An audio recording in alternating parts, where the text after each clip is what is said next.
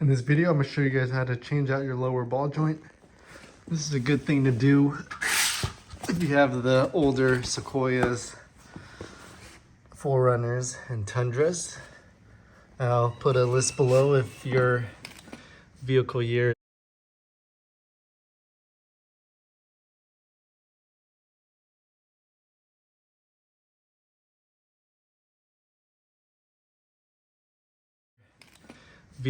is affected by having this flaw design. So here are the parts. You want to get new bolts, of course, because these are usually good for 100,000 miles. And since you're changing out the lower ball joint here and there, and you could use a hammer, or you can use these ball joint removers. It's pretty cheap off Amazon. And the best prices I found for OEM is a guy named Jojo off of Facebook. I'll put a link below for him as well. Various socket sizes, 19, 17, 14, and a torque wrench. And first off, it was a jack and then some jack stands to jack up one side of the front. Once you get the wheel off, you want to get to this nut right here, ball joint. It's a 19 millimeter, has a little cotter pin there. There's the orientation right there. So you spin the cotter pin like that, and you can just kind of hammer it out. It's coming out the other side. And you get some needle nose pliers and just pull it out the rest. Here it is on the joint. Just put it, thread the bolt on a little bit. And then you want to put in between the rubber bushing and the metal, and then we'll screw this down. I actually like using this breaker. You can use either one for the ball joint. Just flip the castenut upside down, just so the little bolt there can kind of feed in, and then we'll break it. And make sure you are watching your boot so you don't crack it or break it, separating it. And came off there.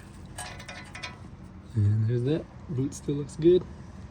And you want to remove the 4 17 millimeter bolts there. 2 on that side. Those 4 17 millimeter bolts off. Then you want to get that cotter pin and remove that 19 millimeter. And that's all that's holding the lower ball joint. Get that removed. It's 24 millimeter. You can hammer it up since you're gonna have a new lower ball joint. This is the setup right here.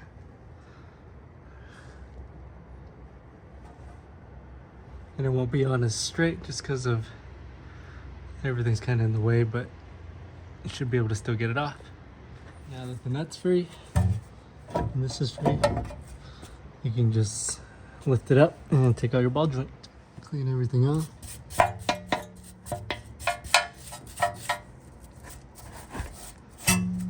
Line everything up, put your new lower ball joint in, put a little anti-seize in there. And then here's your new castenut that is in the bag as well. And this is 103 foot-pounds. And then we'll put in the 4 17 millimeter bolts and do that to 59 foot-pounds. Outer tie rod into there. This will be your new castenut. So there's your cotter pin, and this will be 67 foot-pounds. And you can see the new bolts down there. The anti-seize. There's the cotter pin. And if you do this with the normal socket wrench, you might notice this middle part spin freely. So you just make sure you're using impact. You'll be able to vibrate it tight to 67 foot-pounds.